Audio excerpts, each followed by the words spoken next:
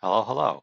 A little bit of technical difficulties at the start. Oop, and I didn't even finish cleaning up. Hello. A little bit of technical difficulties at the start. I reset a bunch of my computer data, and it cleared some things that I wasn't expecting it to clear, including all my social logins, uh, which I hadn't written down. So I was feverishly resetting passwords so I could get the message out. I was going to do that real quick and then clean up while the intro screen was on, but here we are, cleaning up live instead. It's been a hot minute since I was on a Saturday, so we'll see if anybody even discovers me and shows up. We have a beautiful morning sun streaming in. I suspect we might lose that before too long because there's a thunderstorm forecast later this morning. But we will enjoy it while we still can.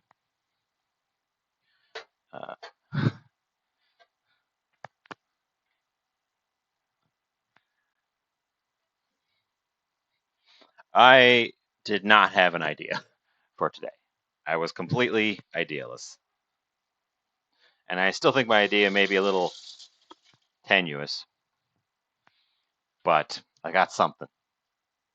If you saw at the start, the something I've got is this guy. It's not a pumpkin. It's actually an acorn squash. But it was bright orange and looked like a pumpkin. And, as always, as almost always, I found discount meat. This time it was little tiny lamb chops, which have been marinating overnight in a mixture of pumpkin spice and oil and some salt and a little bit of garlic, which aren't typically in pumpkin spice, but so we're going to make some kind of a breakfasty thing out of that.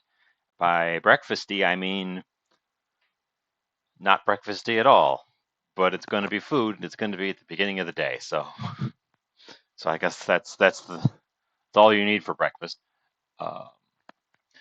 Couple things I need to wash up, so I'm going to let you guys hang out. You can watch the back of my head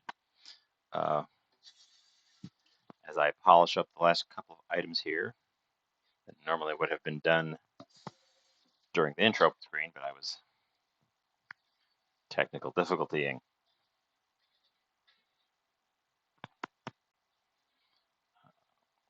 It's been a couple of weeks since I was on a Saturday. Last week, I tried. You may have seen me briefly pop in. I was traveling and attempted to get a nice little travel stream in a different kitchen, and we just couldn't get a stable enough connection. I was dropping 60% of my frames just continually.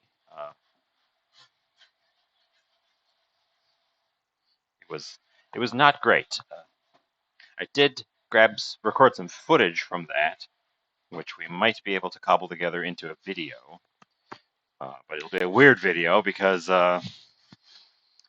my host was wandering in and out a lot. And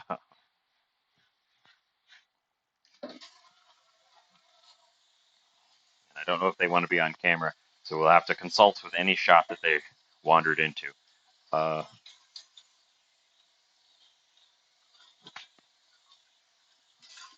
the week before that, I was rather ill on Saturday, and just it was a case of extreme exhaustion, having slept very badly 2 nights in a row. Well, slept very badly and then one night, and the night before that not slept at all. So no recovery.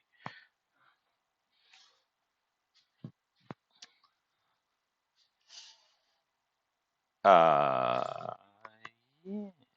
I'll just keep that handy. Okay. Guess we'll get started. Get over here. Get rid of the pre-show thing. So the main event, what we got here is this guy, who is an acorn, not a pumpkin, but looks very pumpkiny. It was an all orange acorn squash, which I'm not familiar with. I don't typically see. And this looks like one piece, but it's two little pieces of lamb loin that have been marinating overnight. And the mixture in here is, as I said, pumpkin spice, but it's specifically what that means is ginger, cinnamon, cloves, nutmeg, and then to that I added garlic, black pepper. Did I add cayenne pepper? Possibly some cayenne pepper, salt, and the liquidy part is olive oil. So it's not gonna be very pumpkin spice tasting at the end, but you're gonna get those warm spices in there for sure. I wasn't sure how to combine these things. There's a Moroccan recipe which takes an acorn squash, hollows it out, and uses it as like a cup for a minced lamb stuffing, and then you bake the whole thing. I don't want to mince this up because these are pretty nice looking pieces, so they're going to sort of have to be next to each other. And I believe that means I want to roast the squash, so we should start that first because that's going to take the longest. I'm going to quickly look up a recipe so I can get a temperature.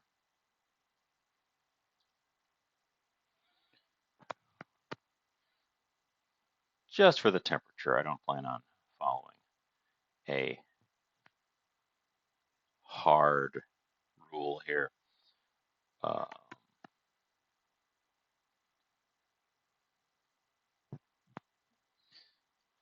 okay, so we're going to preheat my oven to 400.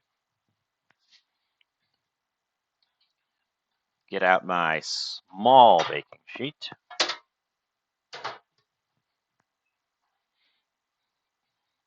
Keep that handy. I guess we'll move the gentleman.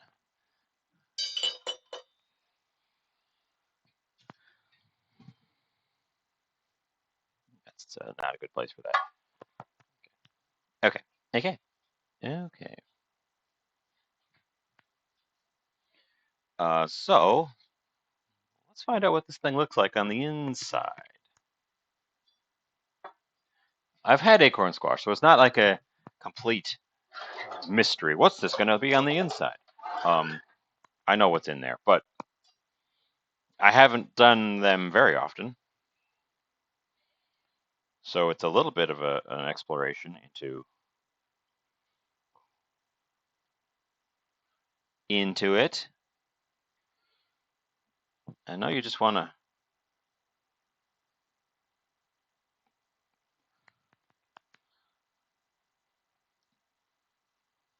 kind of just go through the middle.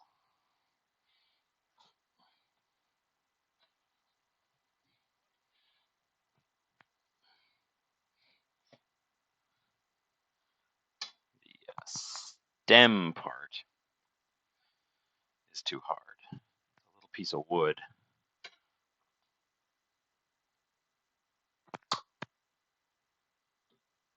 So one side gets a stem, one side doesn't. It's very much like a pumpkin in there, which is another reason I thought the pumpkin spice thing could work here, because pumpkins are tasty-ish, but they're almost impossible to do anything with. The common, like carving pumpkins, don't have a lot of flesh for their size. They're very, very hard.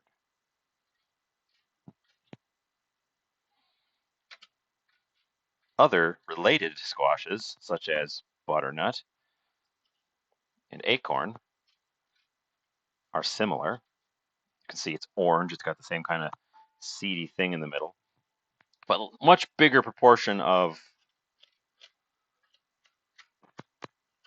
the actual edible part. We're scraping, we're scooping out not just the seeds and those little fibrous things that are in there, but I'm scraping the surface so that there aren't any hidden flat against it. Those fibers are edible. They're just not very nice. I did this once before. I made a, oops, I gouged my nice acorn squash.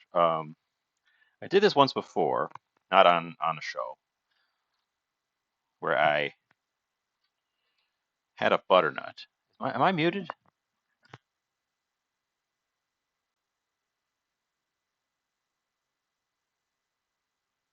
Tracker. Okay. I lost my audio uh, screen for a sec. Um, I made it was pumpkin spice because people love pumpkin spice. So you put that in the title to get attention, uh, just just for attention.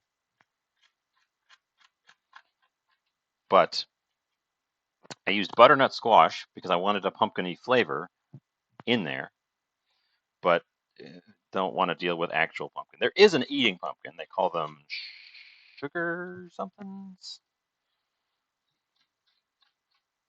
You can't see that. I'm holding this up above the board so I can really scrape out that interior. The pumpkins. I was talking about pumpkins. There is an eating pumpkin. It's not the one you find typically for sale because people don't actually want to prep their own pumpkins because they're very difficult. They're it's and hard, and just not they're just not a very nice thing to work with from whole at home.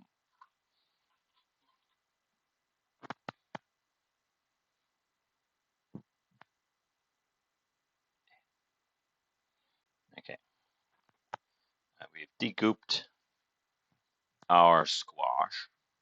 If you're going for that pumpkin-y flavor, I would suggest a butternut squash.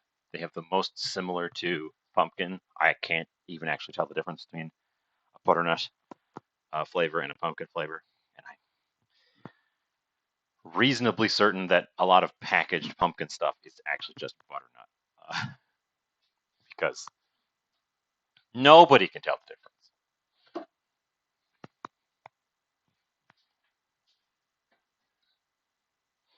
Let's see. We're going to need to line that.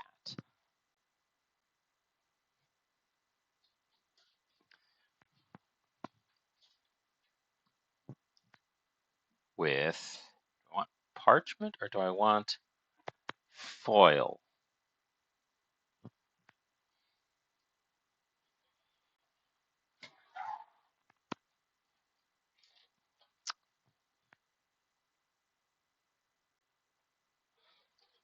I'm going to go with foil because I'm using the small pan. And it'll let me just pull a little, it'll let me just pull a small sheet like so. Parchment is too wide for my small pan. If I was doing a bunch of these, I'd probably go with parchment on the larger pan. Get that stem part off of there. My knife's not sharp enough to go through it. I need a cleaver. Oop. Okay, well, that's how you get it. Bam. The stem isn't edible, but it's also part of the skin, and the skin isn't edible. But it was going to make it not lay flat. I would like them to both to lay flat, face down. So I've seen multiple ways of prepping these. And the one I'm going with today is we're going to salt and oil the surface, and we're going to put them face down, and the skin, the hard outer skin, is going to create a barrier that's going to help sort of steam the thing in its own juices.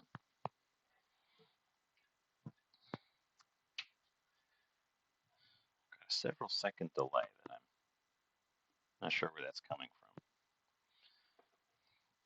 There are some fun ones you can do with these things, like stuffing it with something whole and then roasting it.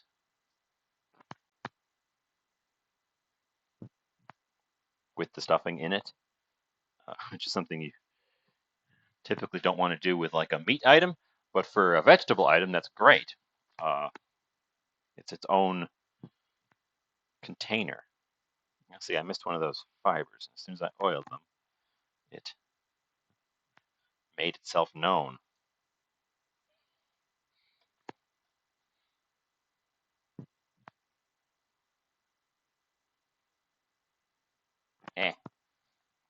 Sticky.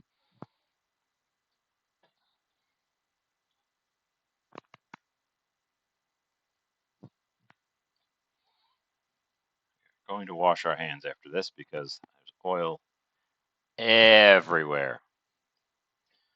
Oops.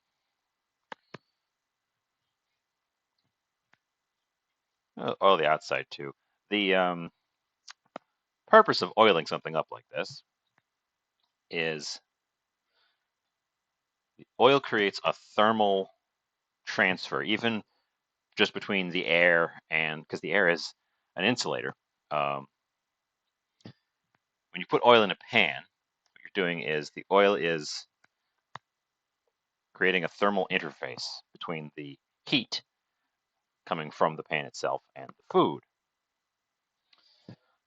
In this case, the heat is coming from the pan as it heats up, but also from the air. And the thermal interface works the same way. The oil picks up the heat from the surroundings and holds it against the surface of the squash, helping to cook it. Hello! I can't see your name from here. But you've got my VIP mark, so you are Bookwoman. Welcome in. I was just talking about squash and oil. And I was rinsing my hands off because they were very oily. Oh, you've been here.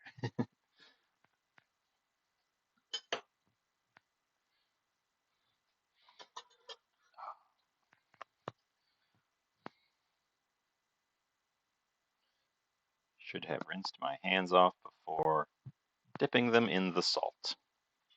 Foolish, foolish me. Well, you've been here, so I don't have to flip these over and show you the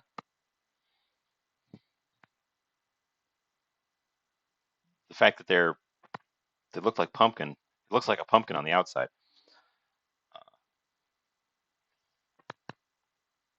What makes it a fall dish, do you think? All the ingredients are ready and available right now in the middle of summer.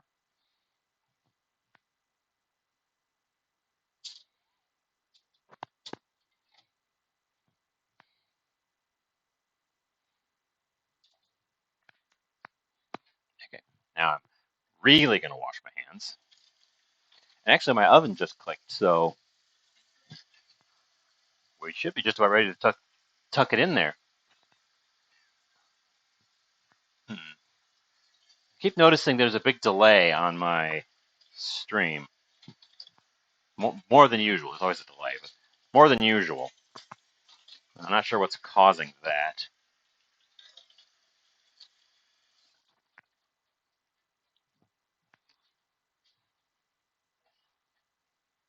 So here's the things. They look very much like Tiny Pumpkin.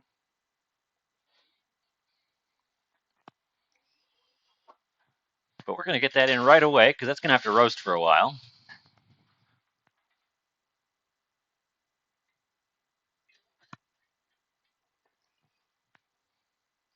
Acorn squash makes you think of fall. I suppose the acorn squashes, like other hard gourds, ripen in the fall. Um, they are available in my store pretty much all the time. I assume they're coming from farther south or from greenhouses.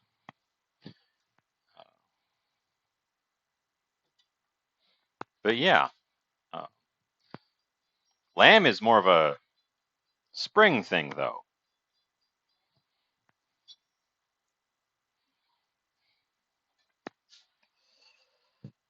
Speaking of which, lamb. I got oil all over my countertop here. Should clean that up before I go too much farther.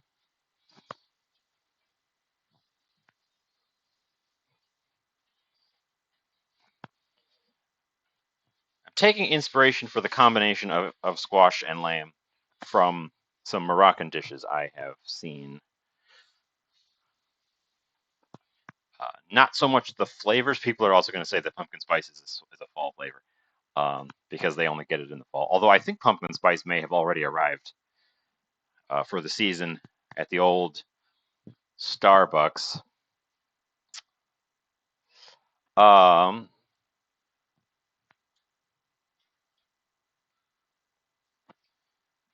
I,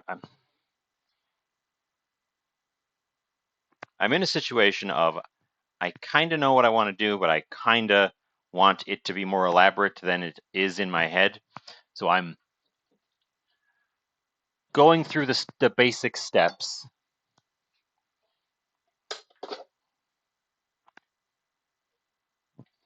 Okay.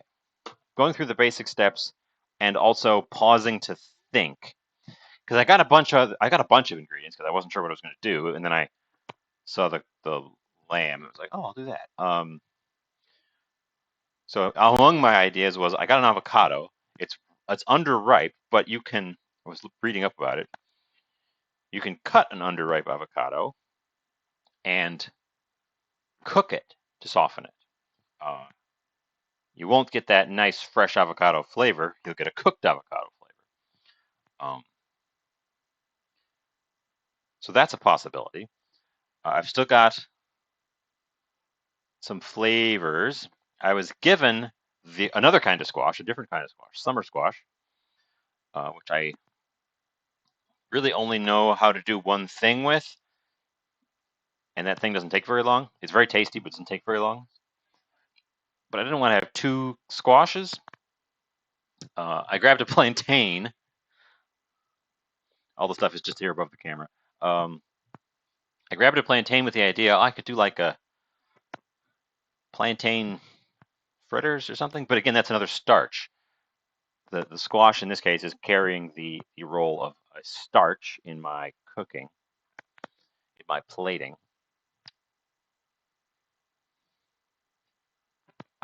So I'm thinking more. I'm on the fly. I've got some yogurt, Greek yogurt. I think we're gonna make a yogurty sauce. What flavors do I put into a yogurty sauce? I should have set a timer for the squash.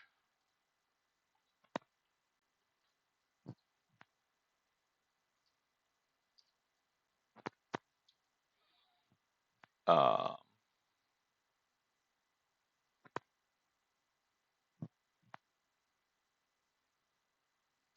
so yeah, I'm fumbling around a little bit.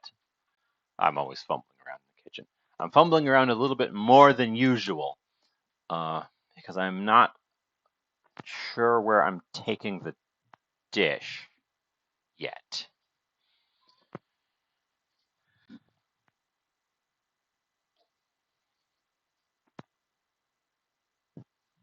I wish I had some mint. I don't have any mint. I've got some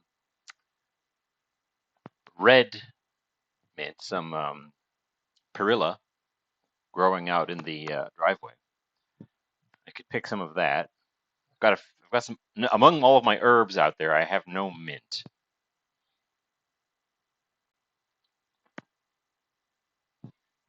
Hmm. Hmm. We've got time. The squash is going to take a while, and the lamb's not going to take a while, so I've got time to think about it.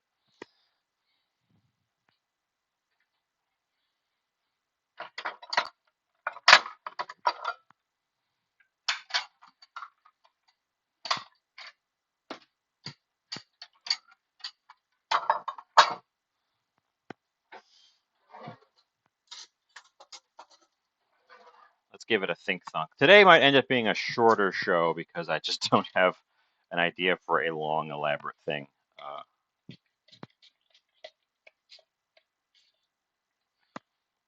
So let's get some of that yogurt out of there. Of course, the classic way to turn this into like a brunch. Part of my yogurt's all dried up. A classic way to turn this into a brunch would be add an egg to it, and then you can call it breakfast. I've also still got some salsa verde. I ate the guacamole because that, of course, turns brown if you don't eat it. But the salsa verde is still hanging out. I've used a chunk of it, but there's quite a bit there. We made quite a lot of it the other day, so that's a possibility.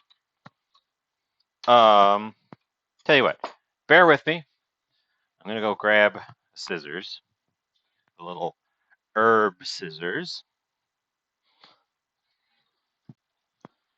I'm gonna go find one of those perillas growing in the driveway and snip a bit.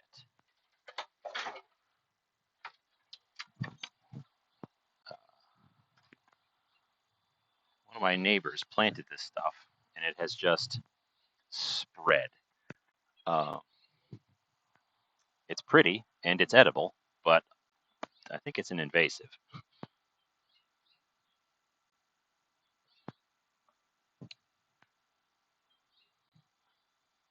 So I'm just going to take a couple of these guys off at the stem rather than pick leaves.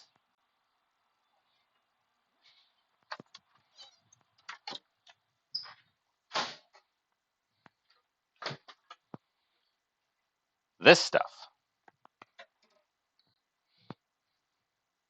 is growing in my driveway. These are pretty small. They're having a bit of a rough time with the whole fact that it's driveway. So they're not. There's a bunch of them, but they're all really small. This stuff is. You see, it looks a lot like mint. And if you crush it, it's got a very pungent flavor or pungent scent.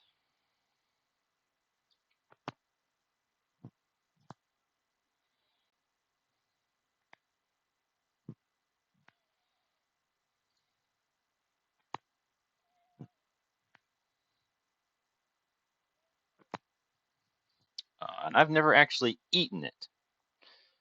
So I'm going to give it a taste right now.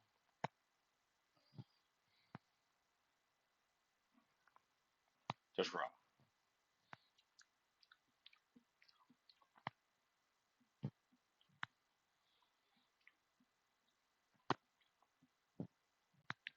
Okay. Very interesting flavor. We're going to use that. I'm going to use that. It's not minty. There's no menthol in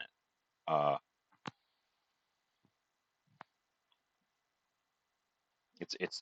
It's herbaceous. It has some notes similar to like a basil.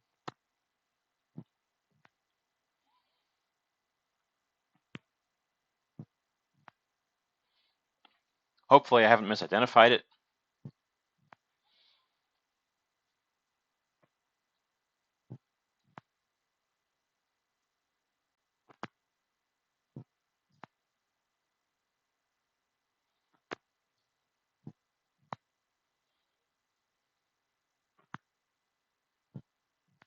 Okay.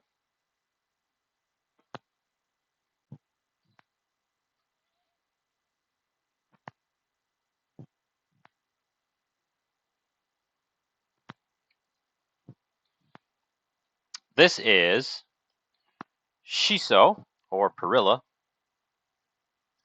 It, the neighbors planted some, and it has spread, and now it's just growing in the driveway. Uh,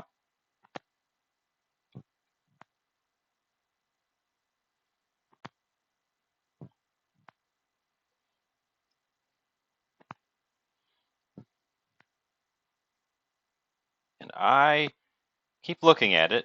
That one's a little bit ugly. I'm gonna get rid of that one. I keep looking at it, and I keep thinking, oh, I should do something with that, or I should pull those up and put them in a pot so they can get big enough to actually get leaves from. Because they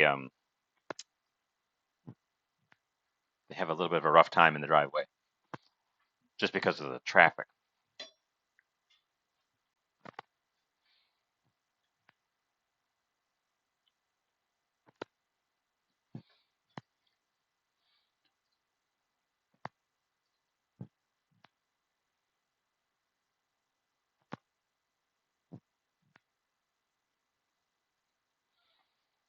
So it's a Japanese herb, but it's in the mint family. I'm going to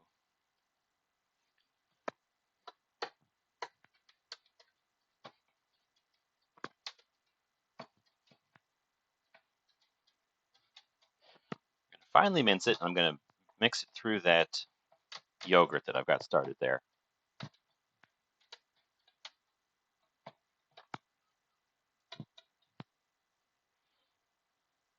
So I don't know culinarily what you're supposed to do with this stuff.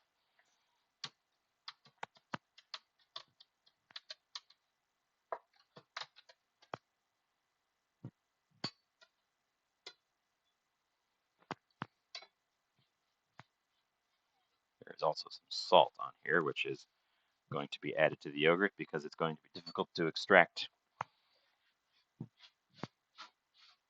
from the mix regardless. So we're just going to take this as an opportunity to clean up my board.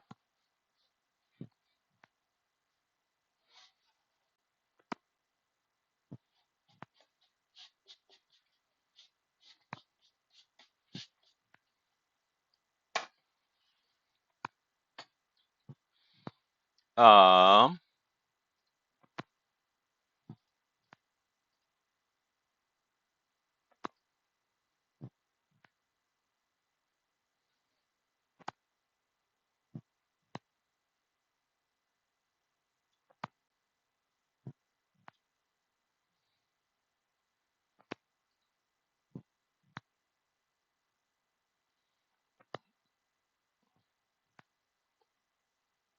oh, this is an interesting one.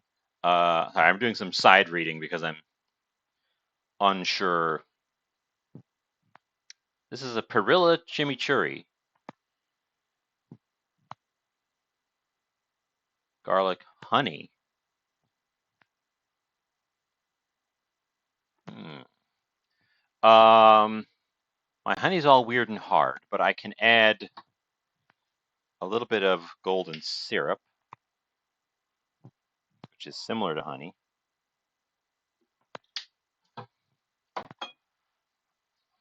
I can put some garlic through it.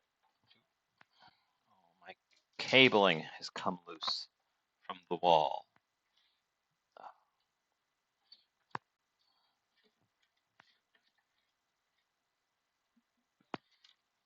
Oh, speaking of ginger, I just found a ginger root in my garlic basket that has, I believe it's a little bit over the hill. Here it is. I think we might just throw that one out. I've got two little tiny cloves of garlic from the last head of garlic that broke loose and were kind of rattling around in there. So I'm going to mince those guys up, put them in there. I think most of our day today is going to be constructing this sauce and tasting it until we can get what I am imagining. We might be embarking on a new general direction of flavor exploration today. For me, I'm sure these flavors are all well known to some cuisine somewhere. I even called out that I'm using some Moroccan inspiration, even though I don't think I've ever had Moroccan food, so I don't know what it's gonna. I don't know what it's meant to taste like. These garlics have very tight papers.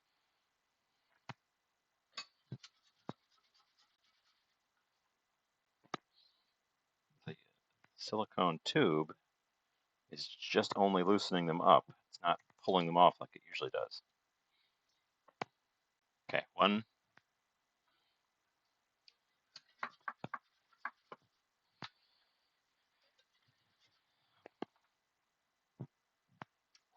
Trouble is, it's very sort of almond shaped. It's flat, very flat in one direction, so it doesn't want to roll. It just slides in there, which makes it harder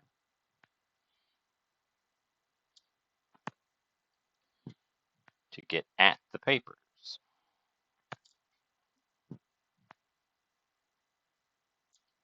Okay, that I think is well cleaned.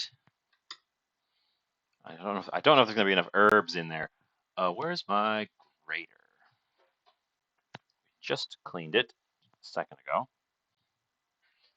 at the start of the show.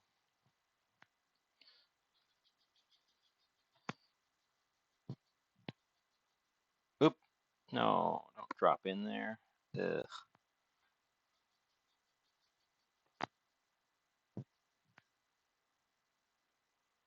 Okay. So far we've got shiso leaves, perilla leaves, garlic. Well, the garlic's stuck to the grater. Garlic, yogurt, and golden syrup because I didn't have any honey.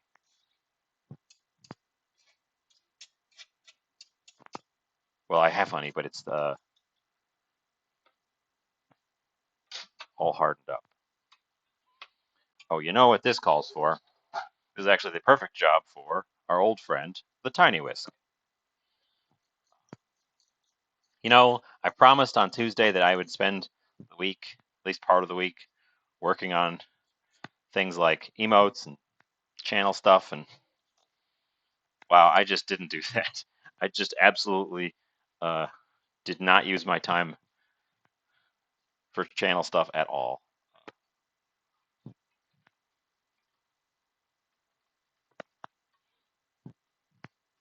So we still only have the one little emote.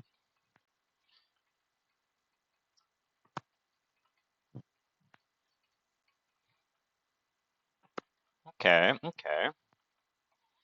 That looks like a sauce. Let's taste it.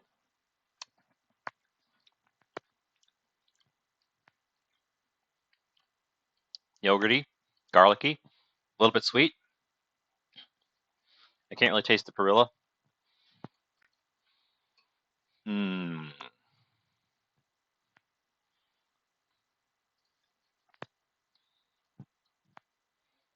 Garlic yogurt sauce. Acid. That's what that could use. Fortunately, we have a lime right here. I think a whole lime is too much,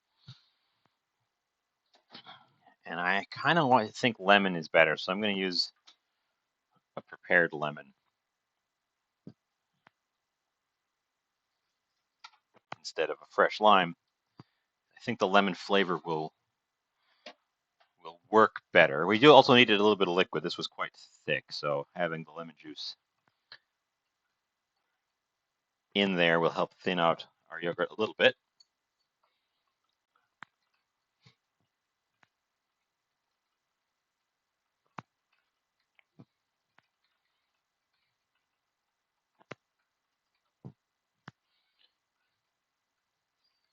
Just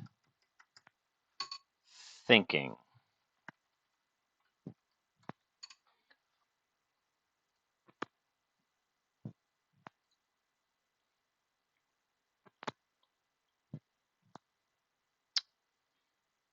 Tell you what, I'm going to go back out. Going back out to the herb garden. I'm going to grab some chives. We're going to throw some chives in there.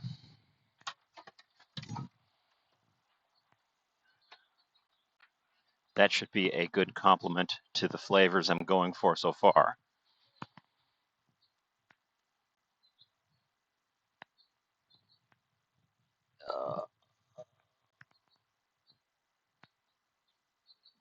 Too many chives.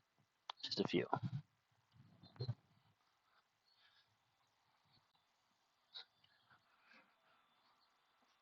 Coming back, coming back, coming back. We're back. We're back. Okay. I feel like we're going to end up with a one knife deal here, which isn't bad. Saves on the cleanup.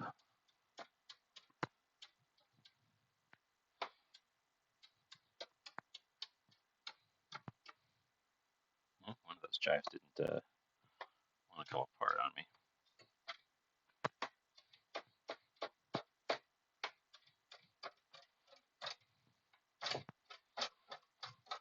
Thing I've noticed about chives is they look like they're barely anything to them, but a little bit of them actually goes quite a long way.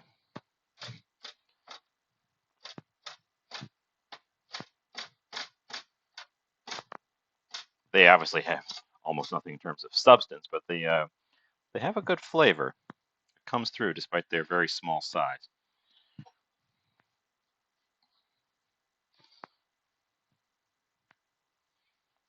And obviously they have a lovely green to them. They, so far, are the only thing green in any of our options because I didn't even get a green butternut squash. I got an orange one.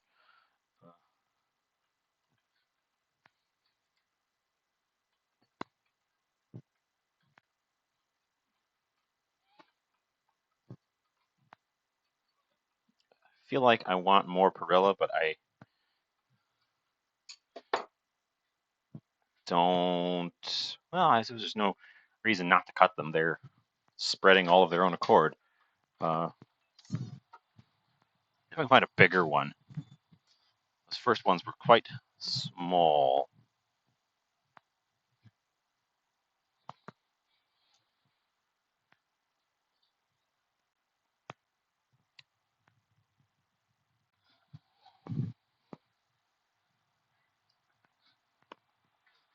I think they've gotten mowed a few times, which is why they're not very large. Which is why I should dig a couple of them up, put them in pots, or put them somewhere sheltered, so they really have a chance to get big. Because that's about as big as the one I could find.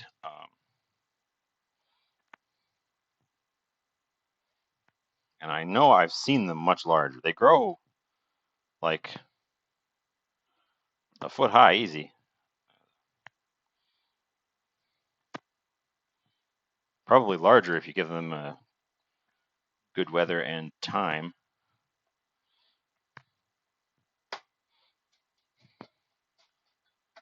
They have a pretty strong flavor, so I'm not super worried that there's not going to be enough in there, but I want there to be enough to have the little purple bits visible.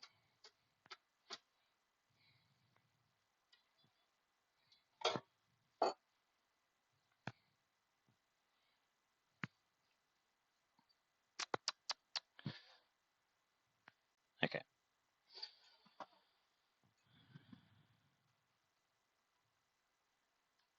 Okay, mix those guys in.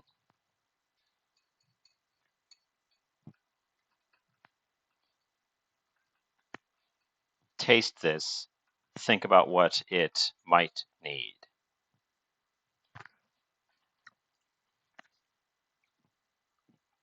Slightly sweet, very sharp since I put that lemon juice in there. Creamy, vaguely herbaceous. A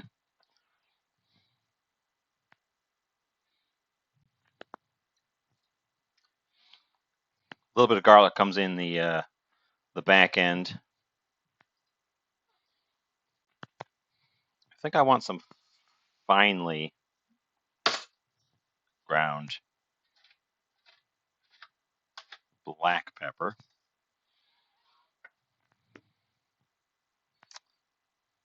If you've got your own pepper grinder at home and you're wondering why your pepper comes out one particular size and not another, the little knob at the top adjusts the spacing of the grinder at the bottom. You can tighten it up to get a finer grind, although less pepper comes out when you do that. So just a little bit of pepper.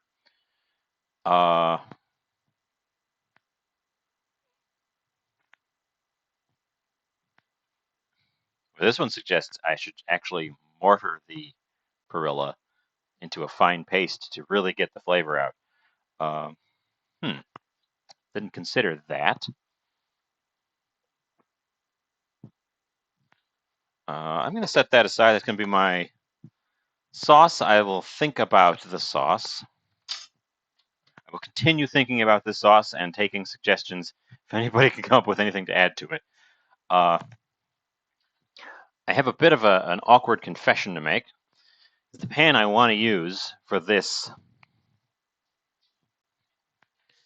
lamb is this one. And you can see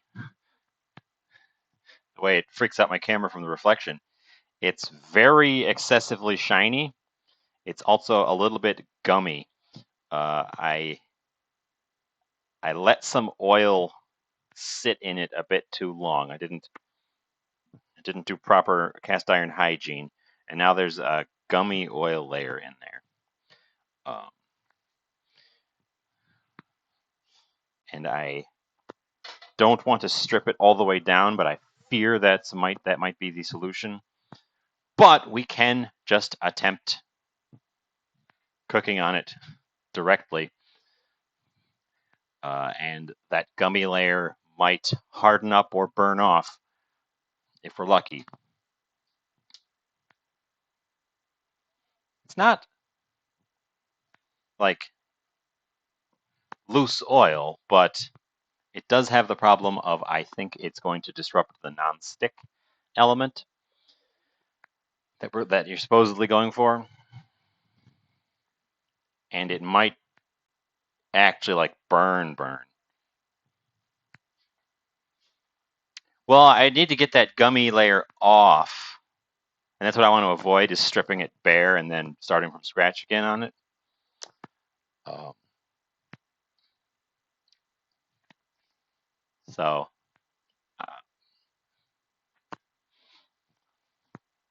So a little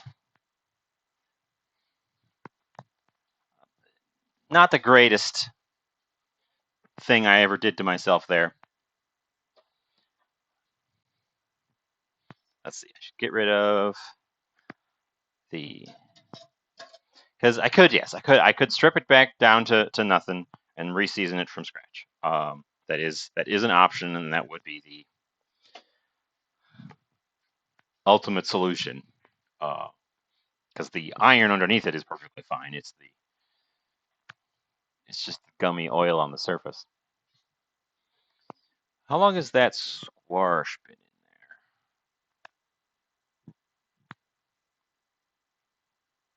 been in there? Oh, thank you for the follow.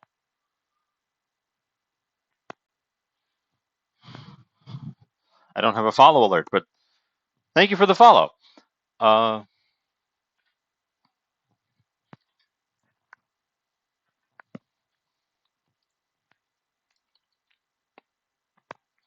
been putting all my effort into this stuff, this sauce.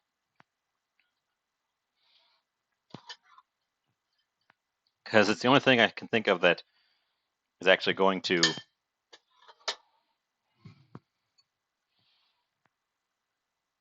take time on camera.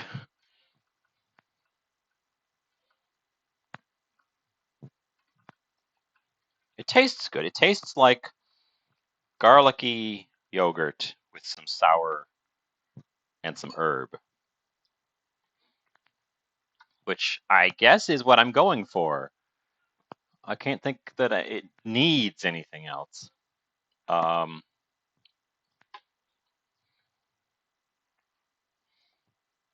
and let's start.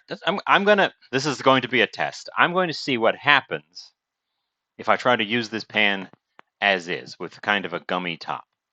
'Cause I've never done that. I've always just treated if I get my pan gummy, it's a problem, and I fix it before I use it again. This one is gummy right now, and I wanted to use this pan because the other pan is just too massive. Uh, for this little tiny bit of meat I've got.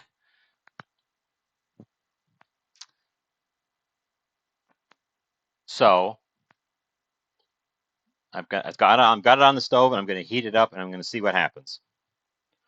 If the stuff just starts to char on the top, then we won't use it. We'll figure something else out to do with the piece of meat.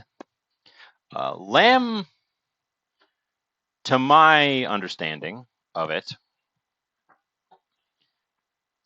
takes better to a more thorough cook than beef because it's got quite a lot of fat in it. These in particular have a pretty substantial layer of a hard fat on the one's end. I don't want to roast them, but I don't think I necessarily want to go for that medium rare that you would go for with a steak. I'm going to leave them in there. They're out here because they're getting up to room temperature for me while we do other things. But I kind of want to leave them in the marinade as long as I can.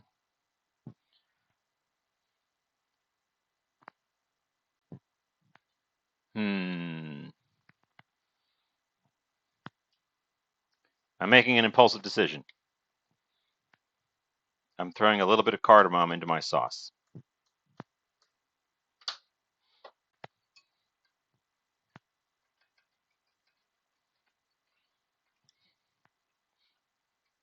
It was an impulsive decision with no culinary basis. I don't know what it's going to do to it, and other than make it taste like cardamom.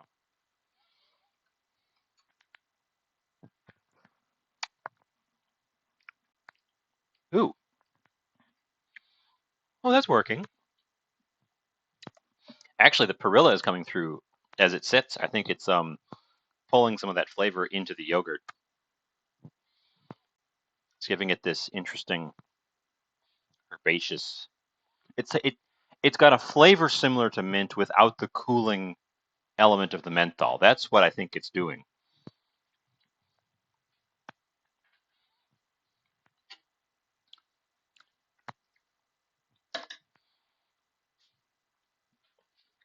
Interesting, because I can taste it more. I also added more, but I can definitely taste it more in the white part of the sauce. I think that recipe I looked at that said I should pulverize it in the mortar would have been a great idea because it would have gotten those aromatic elements really opened up so the yogurt could pick them up. I will have to remember that. And I also will have to dig some of those guys up so they have a chance to get taller. Because I would like to be able to pick a good amount of leaves off of them instead of what I was doing, which was snipping an entire plant off because that's as big as they were. I think they may have a hard time in the winter too, so cultivating them in a pot would be a good idea because they're not from around here. They're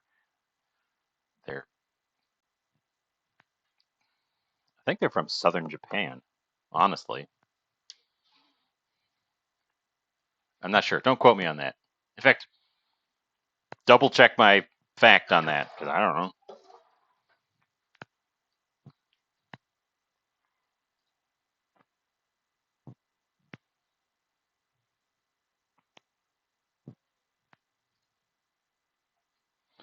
Um. Well, this is what I get for not having a plan. This is what we get for not having a plan. Let's pop back up to the face and wave and smile because nothing else is really happening right now. I'm seeing what happens if this pan heats up.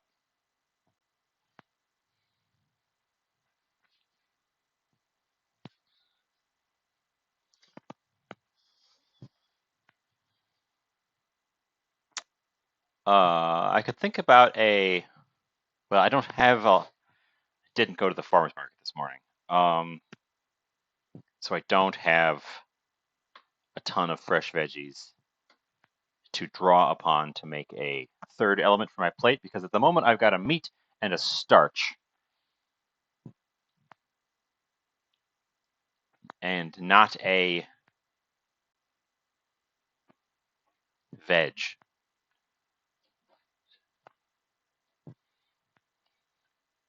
But I don't know that I've got a solution for that. Here's something. I'll talk about other things. While we're killing a little bit of time, I'll talk about other things.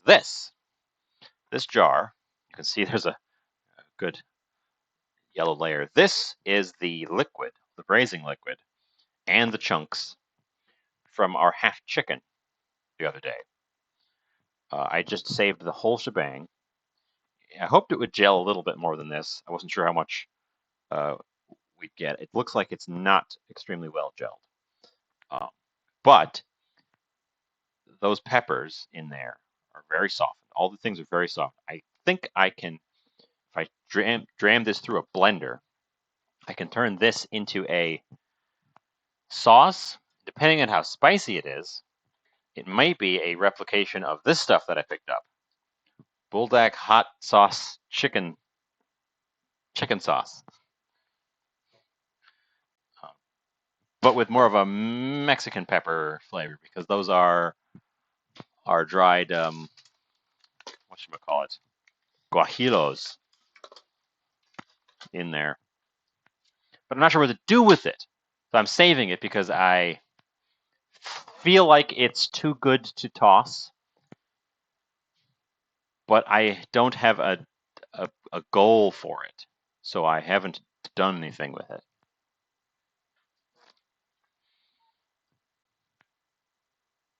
This pan is hot, and the oil does not seem to be doing anything.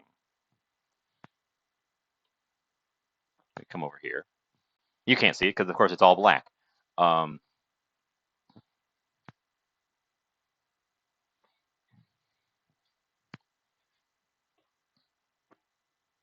it's not smoking yet. I don't think it's quite that. Let's see, an hour 9.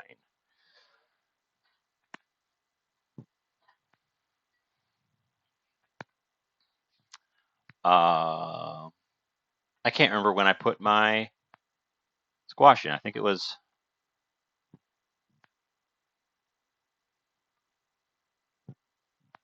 before the half-hour mark.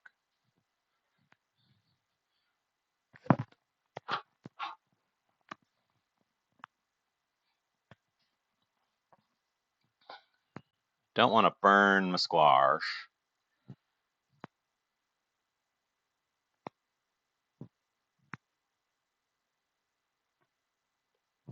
Hmm. I guess I'll just have to guess. I guess I'll just have to guess.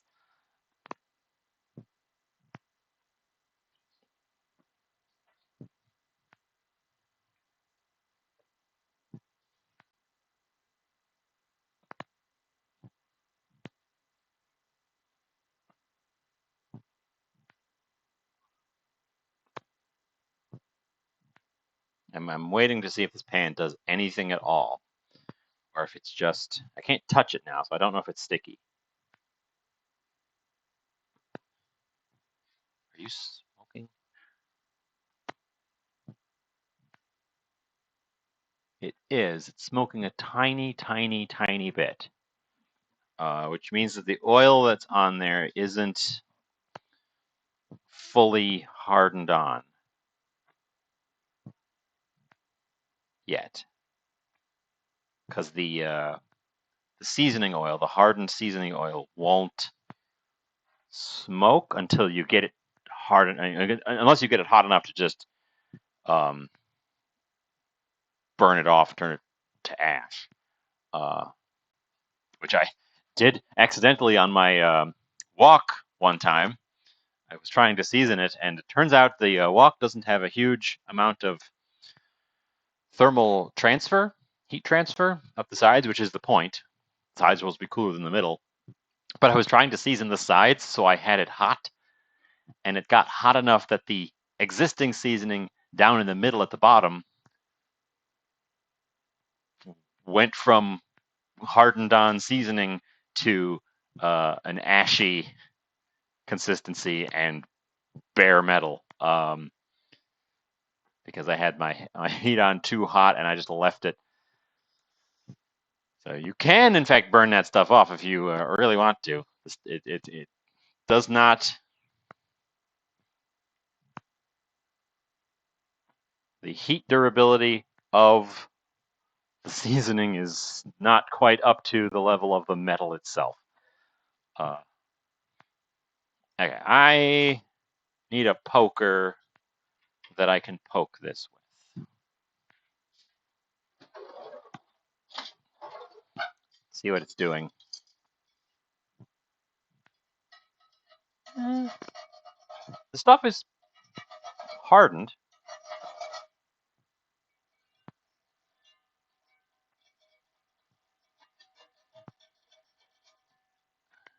It comes off a little bit as I scrape it. So actually, that might be the solution. Just heat it and scrape it. Oh, it's instantly rusting. Or is that burned oil? That's got to be burned oil. Okay, so that's what it's doing. And now it's smoking quite a lot.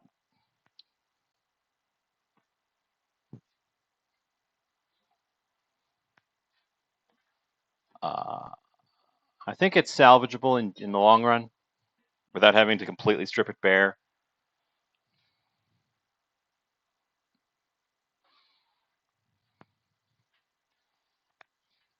Do I want to mess with it right now? Because that's not rust, that's burned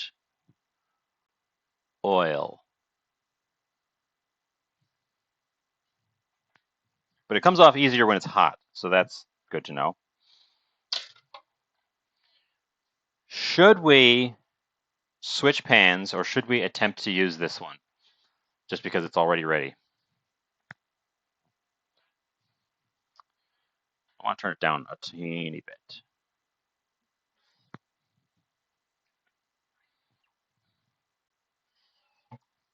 I'm going to get a plate ready.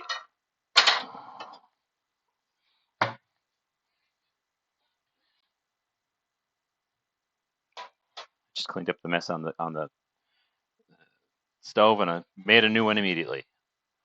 Let's put that there.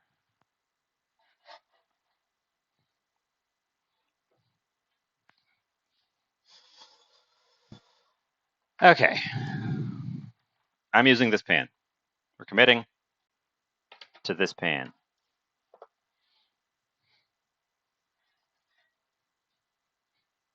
Which is clearly hot because the fresh coating of oil flows like water.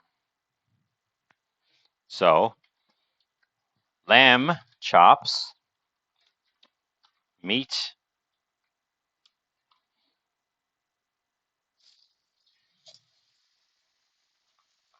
hot pan.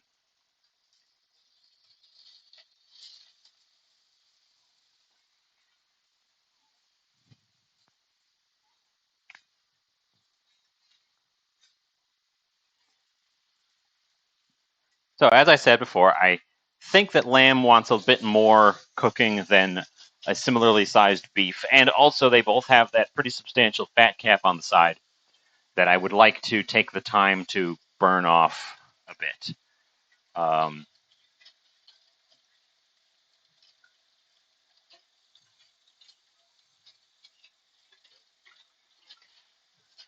I'm hopeful that there's enough oil in there.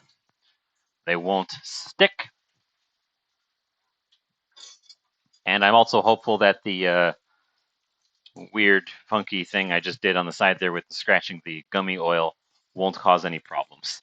Um, I may be a fool on both counts. I'm going to assume that when these are done, the acorn squash will be ready to come out as well.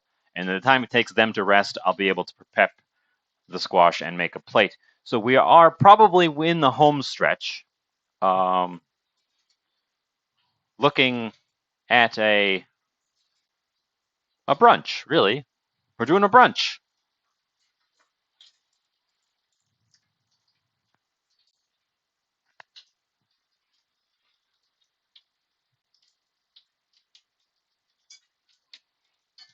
As soon as this is not, oh, this is not sticking at all. They both released handily. We will flip them both early.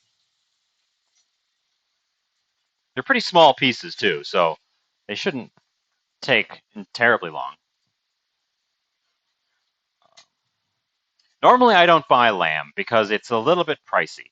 I like lamb, uh, but I don't buy it because it's a little bit pricey. We found this one in the discount bin, which is why I jumped on and have to use it today because it was short dated actually yesterday, but I put it in a marinade.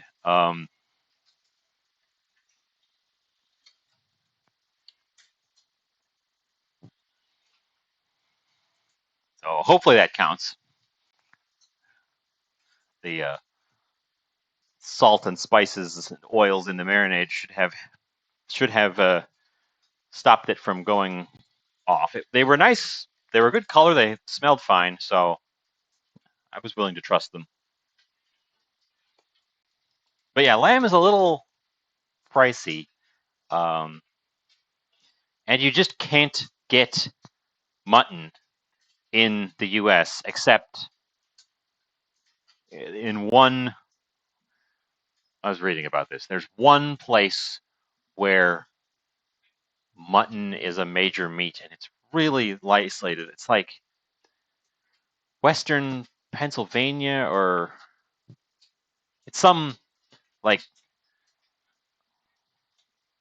isolated part of one state where they're like, oh yeah, we put mutton in everything. Um,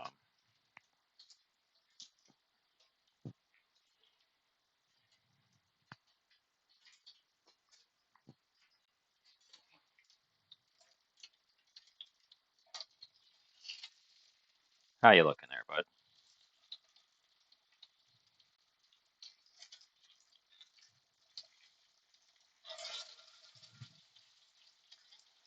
Tuck them both on the side there because my stove leans away from the camera a little bit.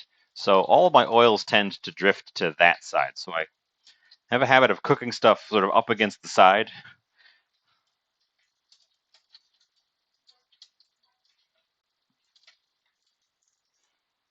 I've been told that you're not supposed to flip steaks, um, except for the one time. But phooey, that seems dumb. Flip them until both sides look good.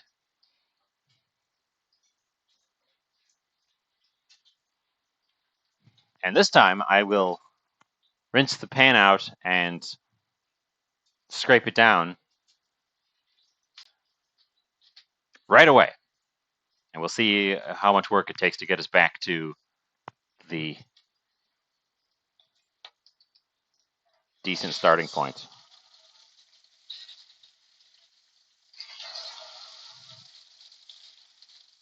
Okay.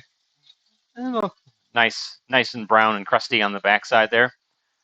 Um, I do want to take some time to have them lean on that fat cap end.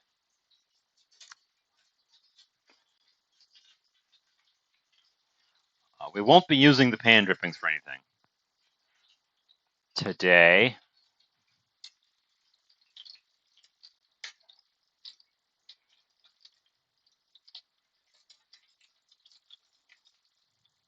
There were, of course, 2 in the package, otherwise I would have just gotten 1. And the people at the butcher counter are always like, "Oh, just come and ask, and we'll split the package up." But this was already in the discount bin, and I didn't want to be a bother.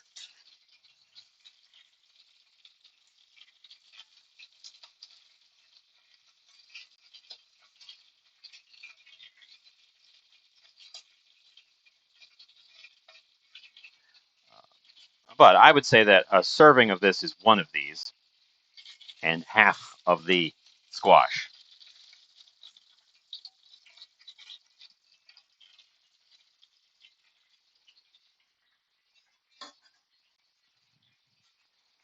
You can hardly see them. They're so dark. We don't have good lighting over here on the stove today, I guess. I've got my stove light on.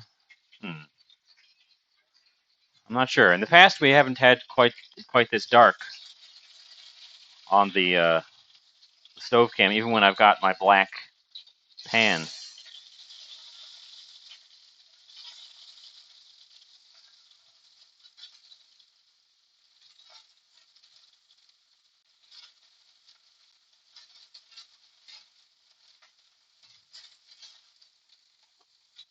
Anyways, I think these guys are done. They feel north of medium well to me when I poke them. So I bet you they're going to be brown through and through. Which, I know it's probably, oh, you've ruined it. It was what I was going for. Whether or not I was correct, it was what I was going for. It was a choice I made.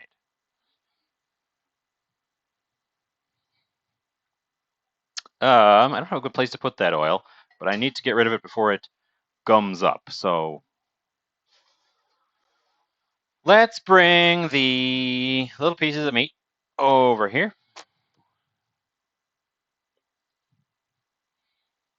As I said, I think a serving of what I'm making is actually going to be 1 of these and 1 of the squash chunks, halves.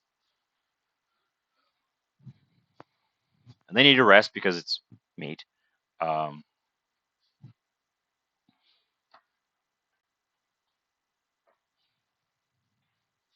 How do I know when an acorn squash is done?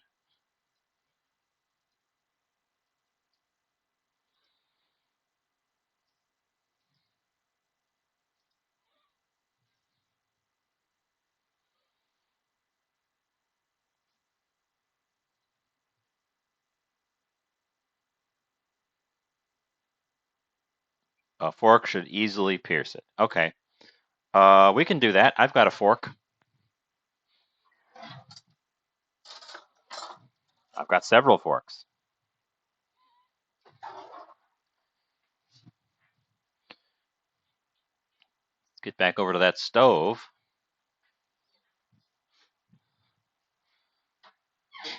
Pull the thing out. And they look pretty done. This front burner is still hot. So back burner for me. I mean, it's soft all the way around, so I'm going to say that they're done as well. They also need a little bit of time to rest, but less because there's no meat juice problems with them.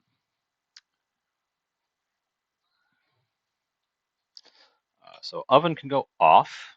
Thankfully, it wasn't super hot this morning. It's supposed to get hot today, and then we're going to have a thunderstorm.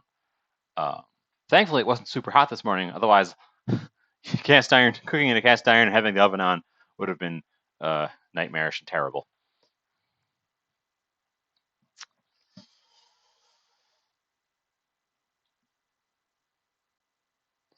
So,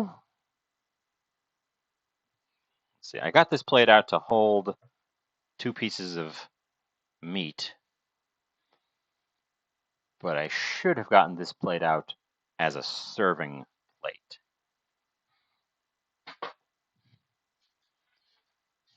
They're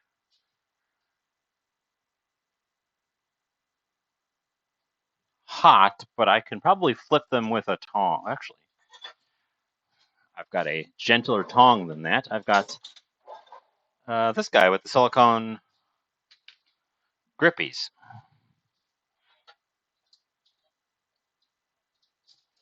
Oop. Oh, they are sticking to that.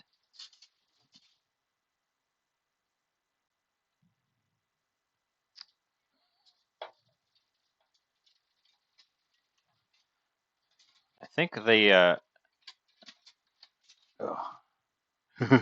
okay. Well, the sugary juices have clearly leaked out and caramelized. Oh, that one's a mess. Okay.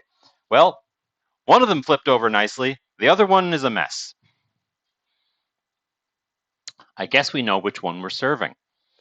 Uh, makes the question of which one am I putting on the plate easy.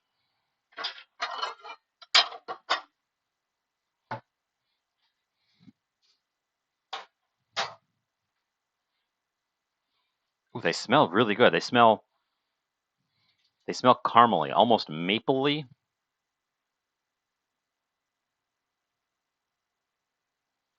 We did have some stickage. I think the parchment would have been the better option in hindsight. Uh, lost a chunk of this guy right there, and he's almost mush. So they are done. They are for sure done. Um,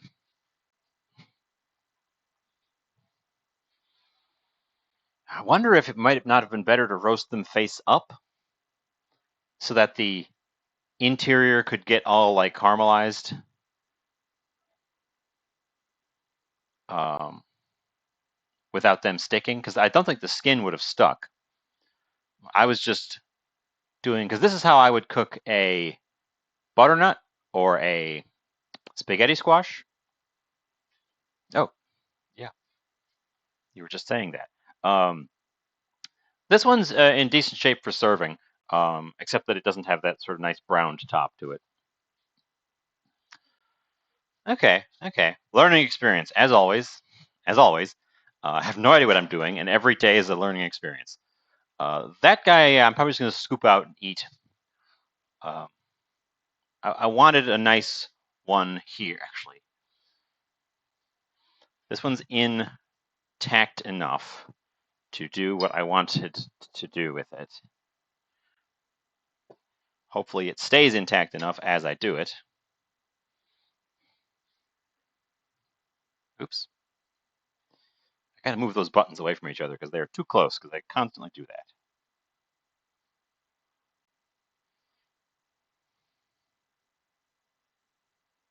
Ugh, no. The skin is too plasticky and the interior is too soft. I was gonna split it again. I think if I had done that at the beginning, that would have been great. I could have had 4 like wedges of this.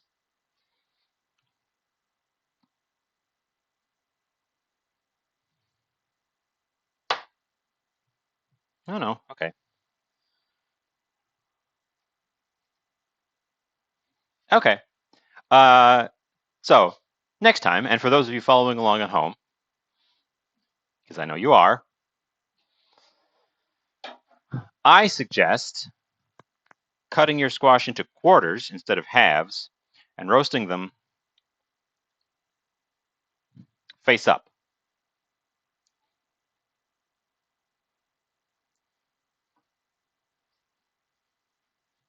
instead of face down.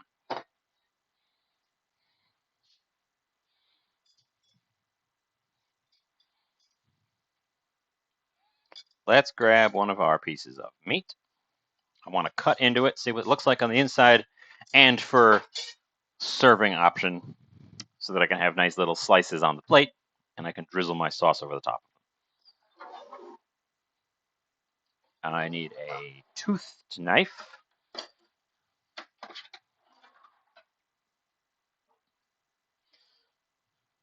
See, this is an appropriately sized. They say your piece of meat should be about the size of your palm of your hand.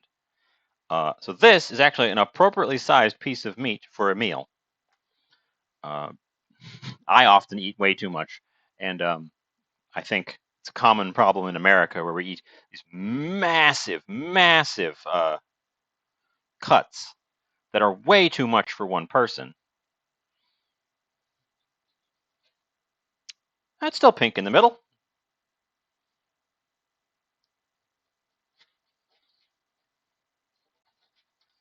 There's a little bit of a gnarly thing in there, but it's still pink in the middle. Looks decent. There's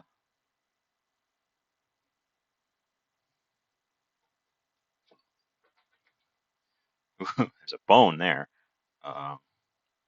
They were called loin chops.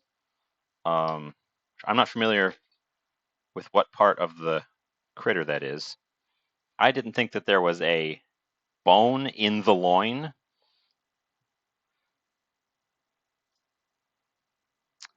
Like a beef tenderloin or a pork tenderloin doesn't have a bone in it, so I'm not sure what part this is. But there were an unexpected number of bones in it.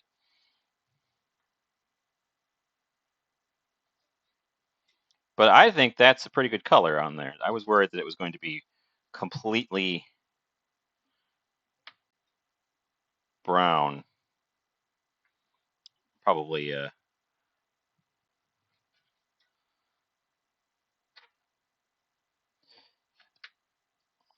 a gnar. Oh, there's the bone right there. See if I can just get that bone off of there. So based on the little bone, this feels like it's a shoulder cut of some sort.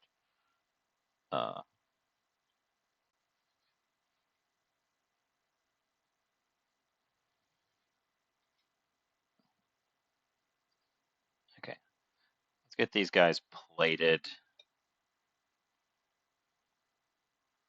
a bit. Artsy. Some artsy fartsy plating.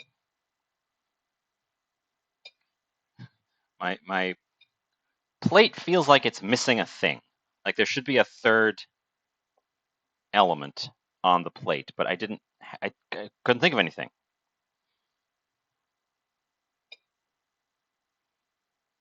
We're not going to get a nice fan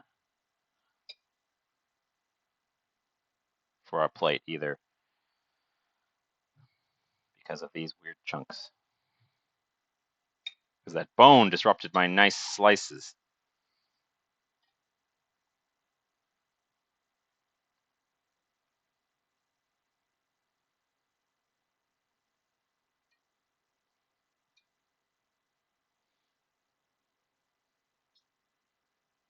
Eh.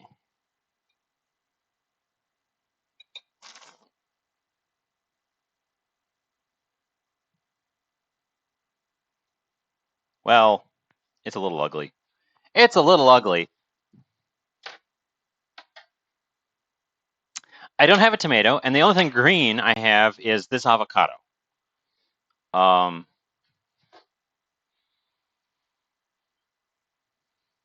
That's the trouble. I didn't have an idea, and I'm just thinking at this stage that it needs something. I haven't got a thing for it. Ugh. Found something, but it's going to be thrown away and not shown to the camera because it does not look good. Oh.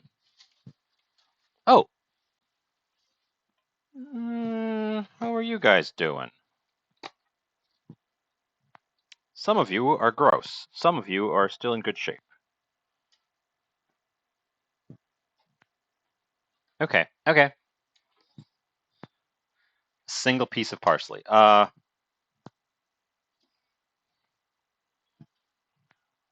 I found a little container that kind of pushed to the back that has grape tomatoes. And since it got pushed to the back and got forgotten, a lot of them don't look good. And are just being tossed. So I'm picking out all the ones that are not slightly creepy, and we're going to use those right now.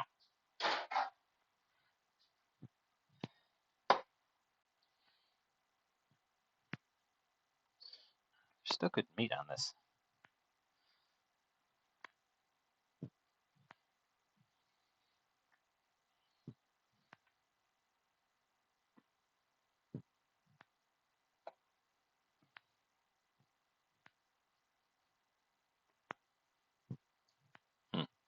Uh, so some tomatoes. One of these had a black spot that I'm going to cut off. We're going to throw that one away already. Okay. I feel like I'm just starting out. I feel like my show has gotten worse again. But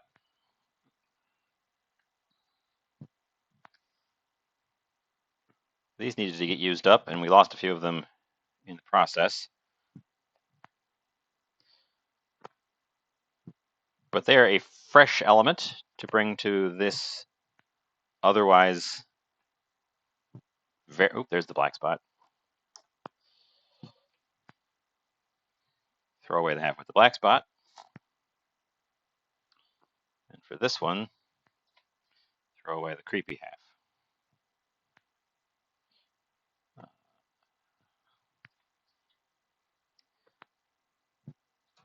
Still think it probably could have used something green. Not just as a visual element, but as a flavor element.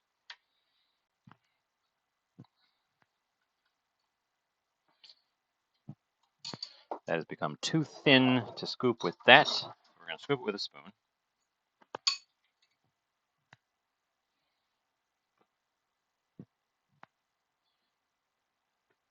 The sauce is going to mask the middle part.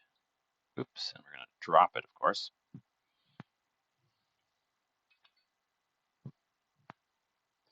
I also, do I want it on that? Yes, I do. I want a little stripe right up the middle of each of those guys. I think the sauce will go well there too. Hoping that this sauce is an all-around workable sauce. Salt the tomatoes. Oop, that one got very salty. Pepper the tomatoes. And a single sprig of parsley. For the plating. Purely for the plating. Good morning. We're literally just wrapping up. Here's my single sprig of parsley.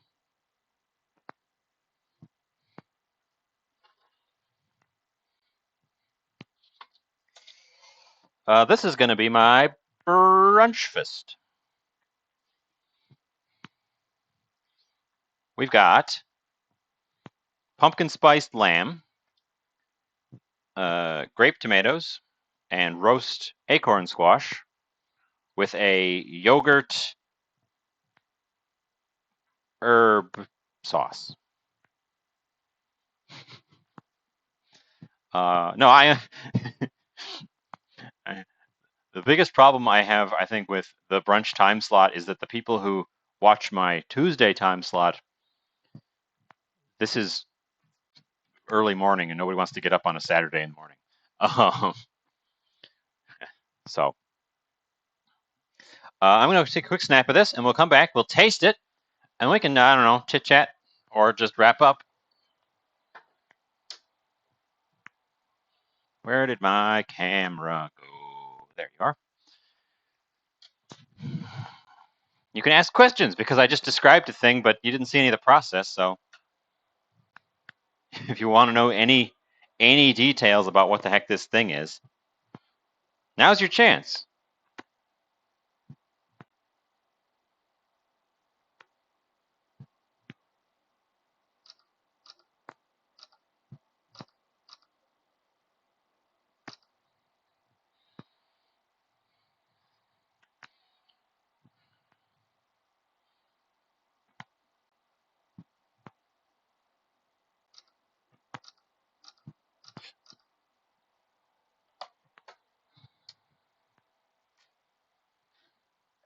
Oop, light switch.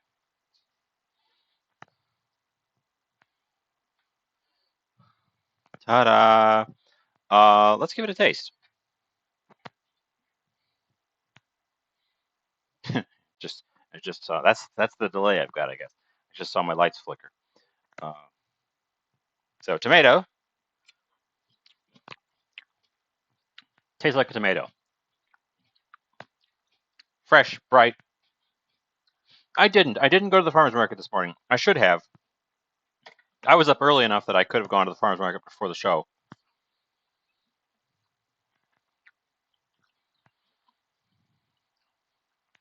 And that would have been ideal because then I could have picked some fresh vegetables.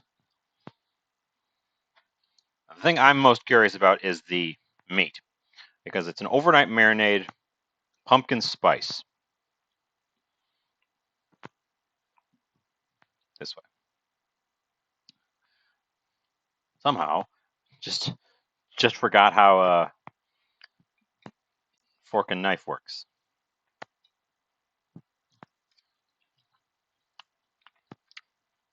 Okay, tastes like lamb. Strong lamb flavor. That fat cap is actually quite well rendered. It's very soft. It was quite hard on the raw meat, but I think propping it up on the end was a good idea. Quite well rendered, very soft, almost buttery. I'm not getting a ton of the flavors of the marinade, I will be honest. A little bit. I'm getting some of the.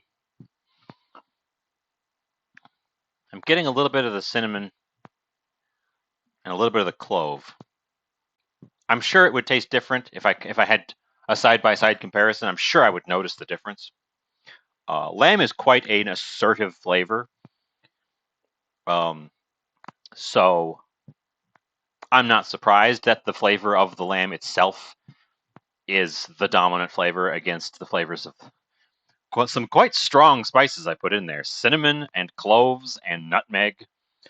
Um, I should have put too late now. I should have put some allspice in there. That would have been really good, I think. But that's something I do know about lamb. It's a very very assertive flavor. It's not for everyone. Not some people don't like lamb, but it can stand up to quite a lot of strong seasonings because it is pretty strongly flavored by itself. This same treatment to a piece of beef, you'd taste the spices a lot more. The same treatment to a piece of chicken, you probably wouldn't even taste the chicken. You'd just taste the spices. Um, taste this guy. This thing is so soft that it's almost mush.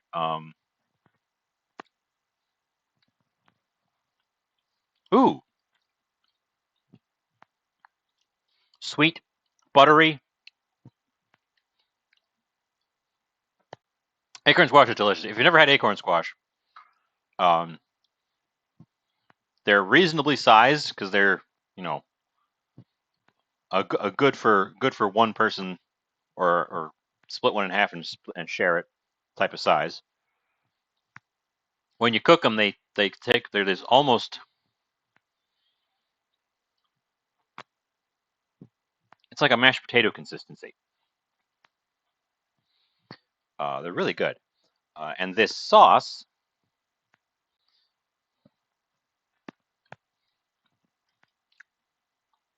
gives a nice, interesting herbaceous and sharpness. The sharpness of the lemon juice really comes through, which is great.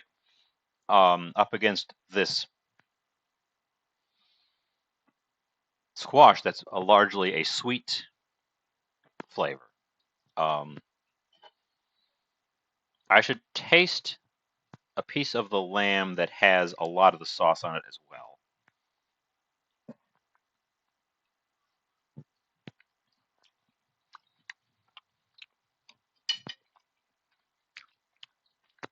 Okay.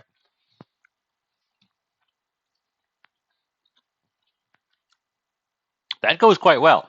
The sauce is sharp and acidic and creamy.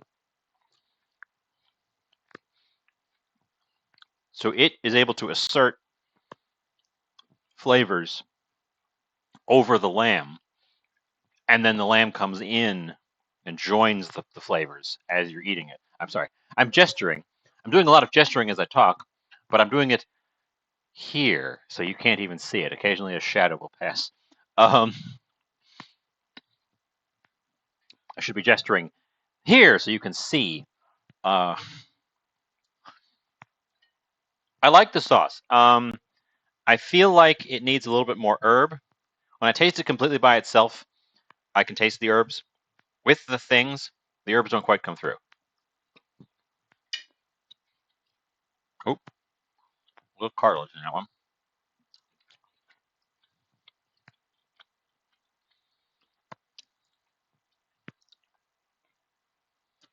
A little bit of cartilage in there. I won't show you that. That's gross. Okay, though.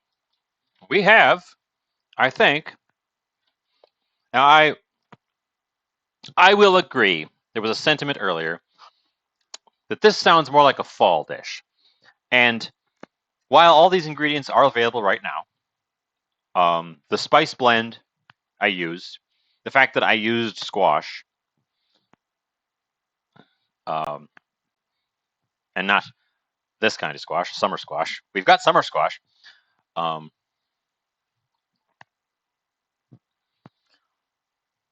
This has more of a fall flavor profile, even though, and I pointed this out, these things are available year round. There's no reason this has to be a fall flavor. It's just that people have associated it with fall. Other than the tomatoes, I don't think you get these little sweet grape tomatoes in the fall. There we go.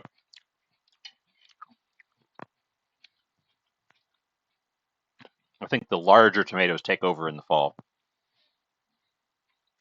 But overall, I think it's a success. And I've got a whole nother serving of it. The mashed up other half of the squash and the other piece of the lamb. I understand why this lamb was in the discount bin. The weirdly shaped bone pieces that are in it and little bits of obvious cartilage aren't super nice, but so that would be why it got picked around and ended up in the bargain bin. But it tastes fine. It's not like it's a bad quality piece of meat. It's just that there's a weirdly shaped thing that you got to work around in the middle of it. Yeah.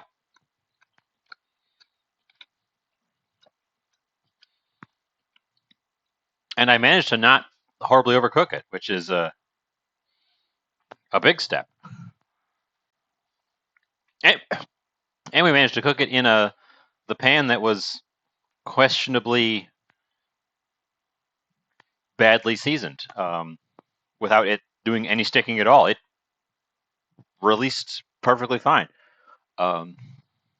So, a string of successes. Again, I didn't really have an idea today other than, oh, lamb.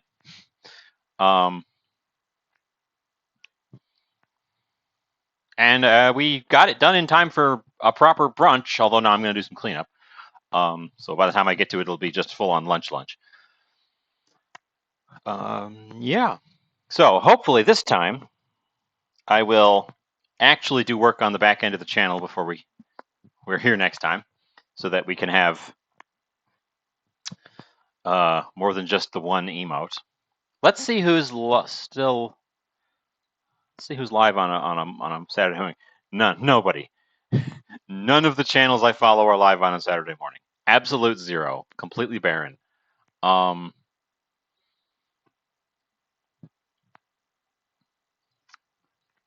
Okay. Well, let's open Twitch, the main panel.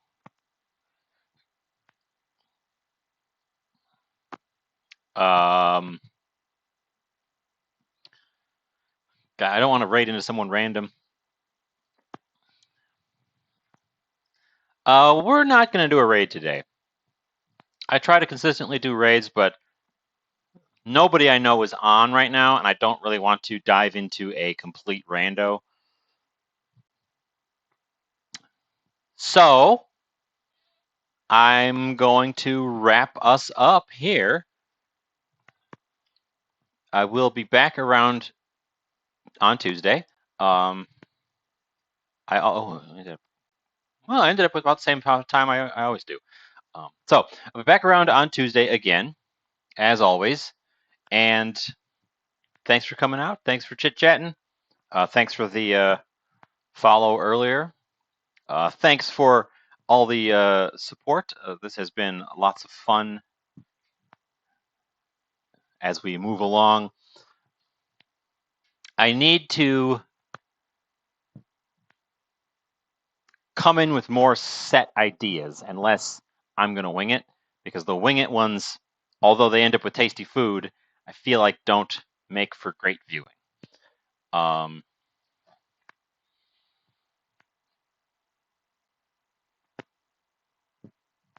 So shoot ideas at me whenever you feel like you've got one on any platform that you've got contact with me, and I will take them into account. If there's something you want to see me make specifically, let me know, and I'll give it a crack. Otherwise, yeah, I got a little bit of cleanup. I got to make sure to take care of that pan correctly this time so it doesn't go all gummy for next time. And I got to eat this food before it gets cold. So, and yes, the farmer's market isn't actually done yet today. They're open a little bit. So if I eat this quick, I can run over there before they close and see if I can find something fun. But yeah, yes, farmers markets are also a great place to find things. Sometimes really interesting stuff too, because it's what the farmers are growing and they bring it in, even if it wasn't a major thing. Yeah, so I'm going to wrap us up. We don't have a countdown because we're not doing a raid, so just do this a little bit. Gesture. Catch you next time. Bye-bye.